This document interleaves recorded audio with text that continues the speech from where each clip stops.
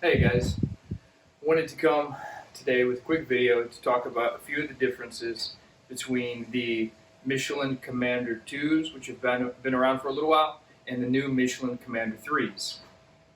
So, Commander 3s are relatively new to the market. They've been out now for probably about 2 months now. They've been in the marketplace, and Michelin has done a few things really different and unique with this tire from the Commander 2 now being done in the Commander 3. So today I'm going to quickly hit a couple of the major differences, talk about, if it's a tire you're considering, what really makes it better than some of the other things, and maybe some of the drawbacks of it.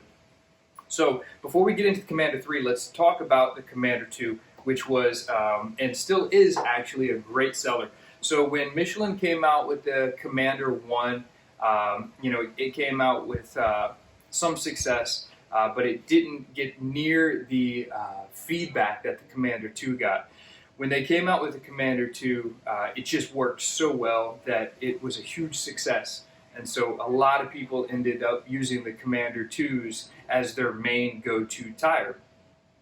The Commander 2, some of the distinctions people ask about, hey, should I put the Commander 2 on my Harley Davidson when it came factory with, say, Dunlop, whether it's a 401, 402, 407, 408.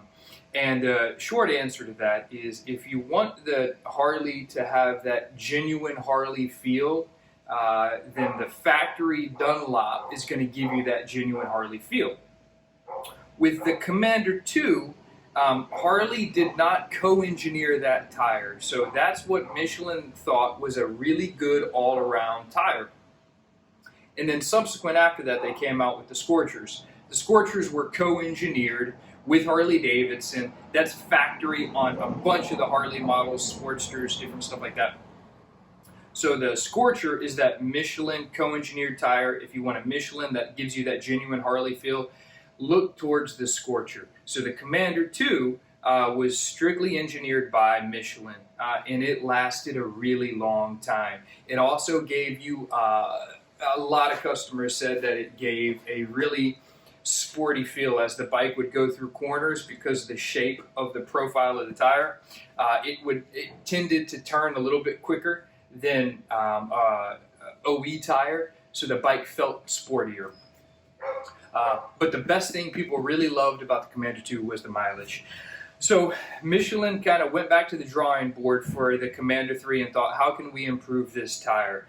So you get even more mileage now out of the Commander 3. But what makes it different than the Commander 3? Why come out with a whole new tire? Well, there were really two things customers were complaining about on the Commander 2s that I heard. Those two things were a high-speed wobble and wet grip.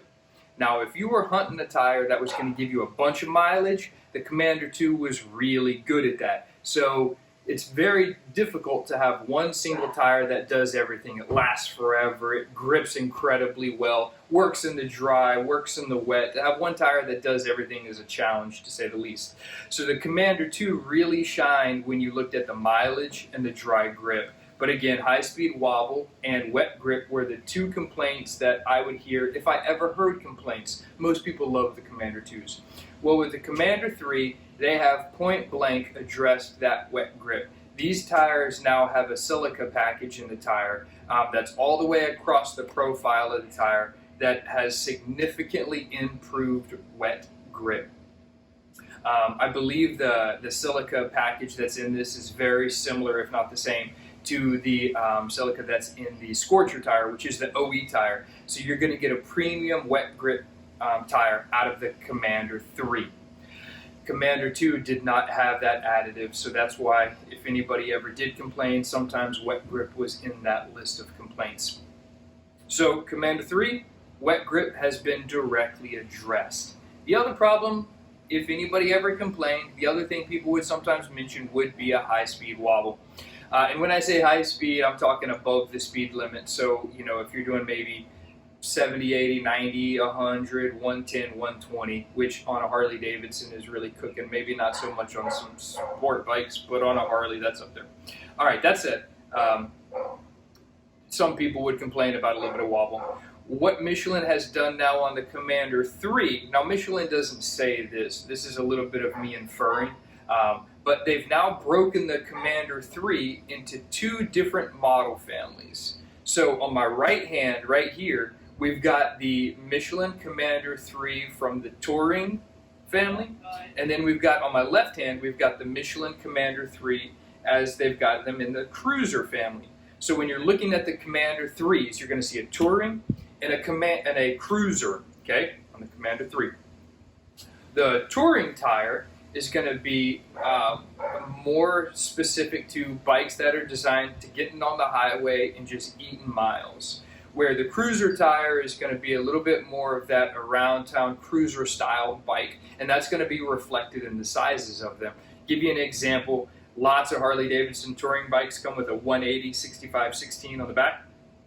You cannot get that tire in the cruiser size. It's only available in the touring size because that's a touring bike tire. Okay, and I think I'm guessing a little bit, but I think Michelin spent a little bit of extra time on the touring lineup, beefing up those sidewalls to address some of those high-speed wobble complaints, because the bikes that were complaining about it were typically the big baggers getting out on the interstate and going quickly. So anyways, Commander 2 still available.